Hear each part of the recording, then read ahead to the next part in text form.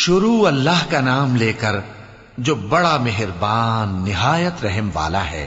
جو لوگ کافر ہیں یعنی اہل کتاب اور مشرک، وہ کفر سے باز رہنے والے نہ تھے یہاں تک کہ ان کے پاس کھلی دلیل آ جائے، یعنی اللہ کا ایک پیغمبر جو پاک اوراق پڑھ کر سناتا ہے جن میں مستحکم آیتیں لکھی ہوئی ہیں، اور اہل کتاب جو فرقوں میں بٹے ہیں تو دلیل واضح کے آنے کے بعد ہی بٹے ہیں، حالانکہ ان کو حکم تو یہی ہوا تھا کہ اللہ کی عبادت کریں، اطاعت کو اسی کے لیے خالص کرتے ہوئے یکسو ہو کر، اور نماز قائم کریں اور زکوٰۃ دیں، اور یہی مضبوط اصولوں والا دین ہے۔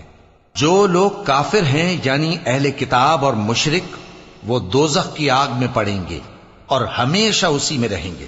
یہ لوگ سب مخلوق سے زیادہ برے ہیں۔ بے شک جو لوگ ایمان لائے اور نیک عمل کرتے رہے وہ تمام خلقت سے بہتر ہیں۔ ان کا صلہ ان کے پروردگار کے ہاں ہمیشہ رہنے کے باغ ہیں جن کے نیچے نہریں بہ رہی ہیں، ہمیشہ ہمیشہ ان میں رہیں گے۔ اللہ ان سے خوش اور وہ اس سے خوش۔ یہ صلہ اس کے لیے ہے جو اپنے پروردگار سے ڈرتا ہے۔